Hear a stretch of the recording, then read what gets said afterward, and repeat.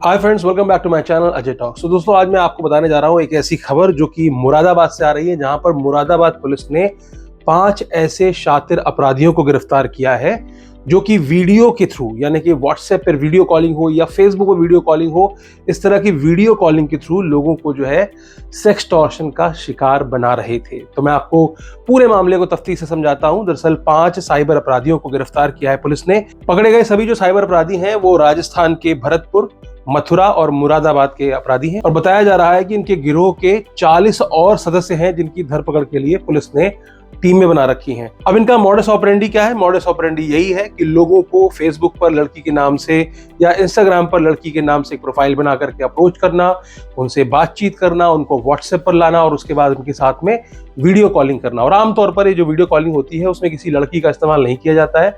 एक video play की जाती है किसी लड़की की और कहा जाता है कि आप शांत रहिए, और सामने से वो वीडियो प्ले की जाती है और आपसे भी कहा जाता है कि आप भी अपने इसमें वस्त्र उतारिए, यानी कि निवस्त्र होइए। और इसके बाद इस सारे चलचित्र को जो है रिकॉर्ड कर लिया जाता है और बाद में आपको भेजकर, आपको धमकी दे करके आपको बताया जाता है कि सोशल मीडिया पर आपको वायरल कर दिया जाएगा। और इससे अगर आपको बचना है तो आपको क्या करना है, इतना पैसा देना है, उतना पैसा देना। और आपको बता देता हूं, आप जान करके हैरान हो जाएंगे कि ये जो 5 लोग पकड़े गए हैं, इन्होंने 5000 से अधिक वारदातें की हैं और साथ में इनसे 25 करोड़ रुपए से अधिक की ठगी का भी जो है पता चला है। अब ये तो जो ऐसा हिसाब होता है जिसके बारे में कोई हिसाब लगाया नहीं जा सकता। 25 करोड़ तो ये कह रहे हैं, ये मामला कितना बड़ा हो सकता है इसके बारे में कोई जानकारी नहीं है। कोई जीएसटी तो पे नहीं करनी इनको कि इन्होंने हिसाब रखा है डायरी में, लेकिन मोटे मोटे तौर पर जो शुरुआती पूछताछ है उसमें पता चला है कि 40 लोग और हैं गिरोह के जिनको पकड़ने की कोशिश की जा रही है।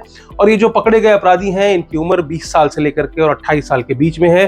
सारे नए नौजवान हैं जो कि साइबर अपराध में लगे हुए हैं। पूछताछ में इन्होंने कहा कि ज्यादातर लोग जो है वो इनको आसानी से पैसे दे देते हैं क्योंकि बदनामी का डर होता है। और मैं आपको बता देता हूं कि आए दिन ऐसी घटनाएं रिपोर्ट होती हैं जिसमें कई सारी सुसाइड की घटनाएं भी हैं, क्योंकि जो लोग पैसे दे सकते हैं वो दे देते हैं, लेकिन बहुत सारे ऐसे लोग हैं जिनके पास पैसे हैं भी, लेकिन वो बदनामी के डर से, क्योंकि उनको इतना डरा दिया जाता है, बार बार जो फोन किया जाता है, कभी यूट्यूब का अधिकारी बनकर, कभी साइबर क्राइम का अधिकारी बनकर के, उनको इतना डरा दिया जाता है कि वो बेचारे अपना जीवन समाप्त कर लेते हैं, लेकिन इनको कोई फर्क नहीं पड़ता। तो ये जो चेहरे आप देख रहे हैं, इन्हें एक पैसे का फर्क नहीं पड़ता।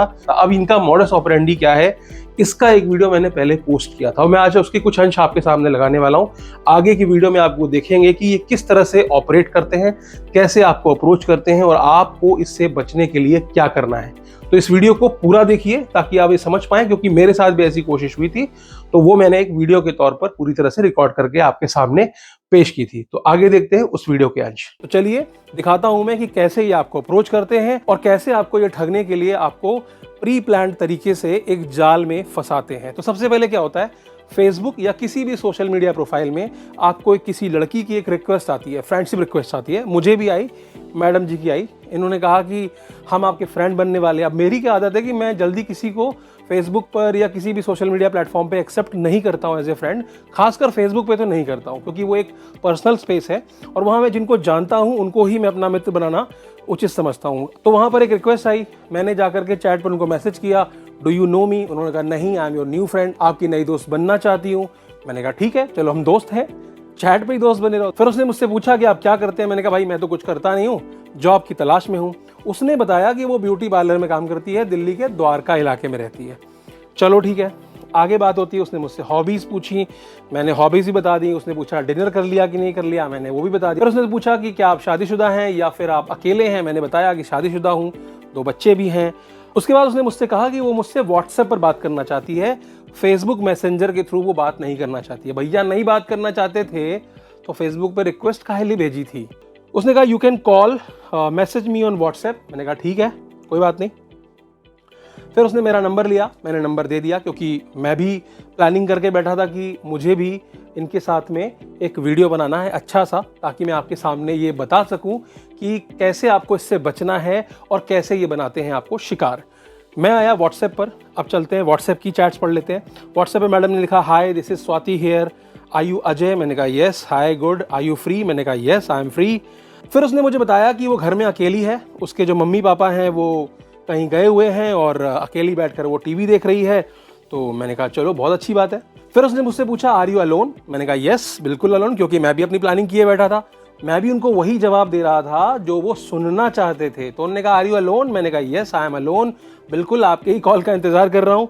फिर मैडम ने पूछा कि आपकी हॉबीज़ क्या है, हमने बता दिया भैया हमारा म्यूज़िक है, रीडिंग बुक्स है, यही सब कॉमन हॉबीज़ होती है, बचपन से लिखते आ रहे हैं।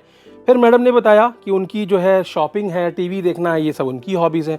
तो यहाँ से जो ये मैत्री है हमारी आगे बढ़ रही, क्यों?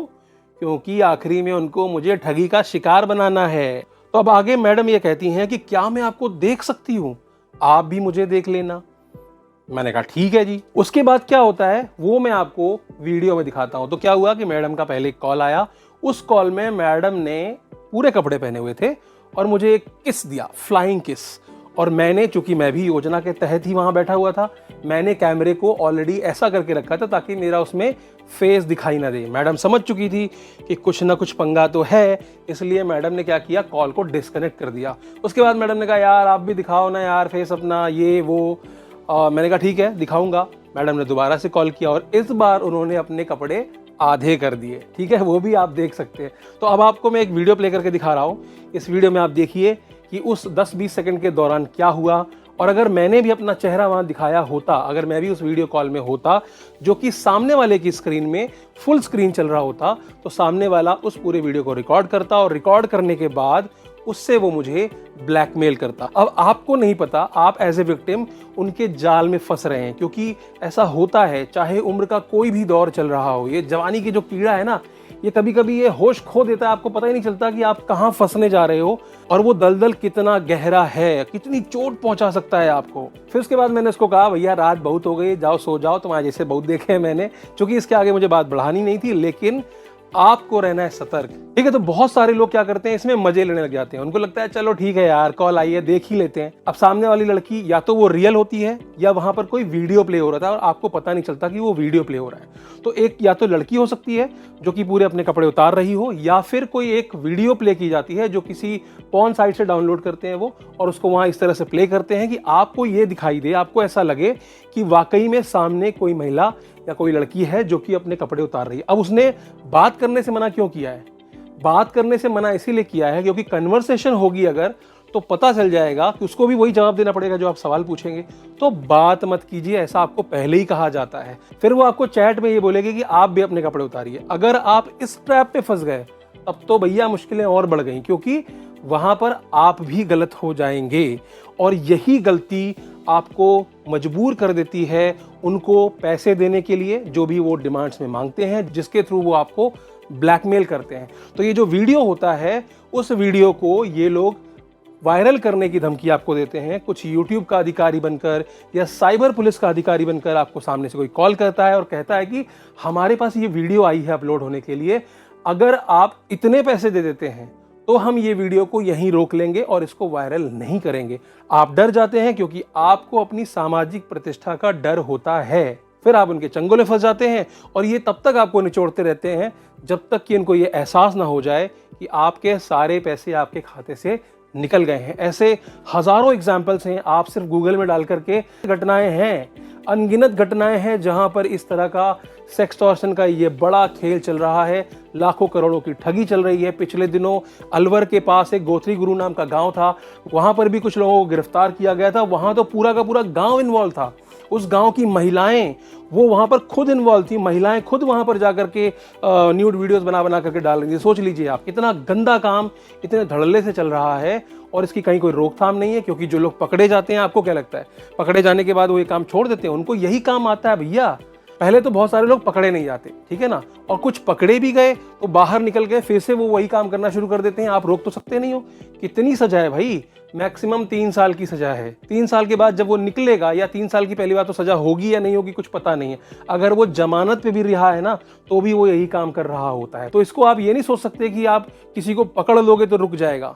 बिल्कुल ऐसा नहीं होता। ये रिकरिंग क्राइम है। एक आदमी बाहर निकल करके फिर से वो नया ऐसा कोई क्राइम ढूंढ लेता है, फिर से वो नए बकरे ढूंढ लेता है, क्योंकि एक बार वो सजा उसको हो ही चुकी है।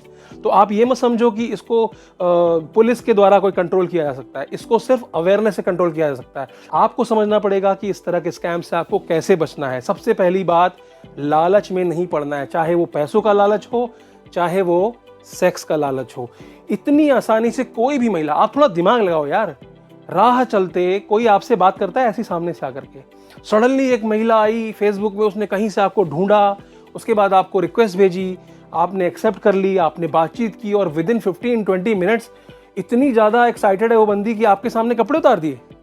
आप सोचो, ऐसा कहीं पॉसिबल है? नहीं पॉसिबल है ना। तो ये दिमाग लगाइए आप, अगर कोई भी इस तरह का कॉल आता है, चाहे वो इंस्टाग्राम पे हो, चाहे वो फेसबुक पे हो, चाहे व्हाट्सएप पे हो, सबसे पहले तो उठाओ मत। अननोन कॉल है तो उठा भी लिया है तो जो मैंने किया था, पंखा दिखाओ उसको। जब यकीन हो जाए कि सामने कौन है, तभी आप उससे बात करो। तो उम्मीद करता हूं कि वीडियो देख करके आप समझ चुके होंगे कि आपको इस तरह के अननोन कॉल्स को नहीं लेना है। तो आज के लिए सिर्फ इतना ही, फिर मिलेंगे किसी और वीडियो में। अगर आप नए हैं चैनल पर तो सब्सक्राइब कर लीजिएगा। दोस्तों रिश्तेदारों को इस तरह के स्कैम से बचाना है तो इनको ये वीडियो शेयर कर दीजिएगा, और वीडियो अच्छी लगी हो तो लाइक करते हुए जाइएगा।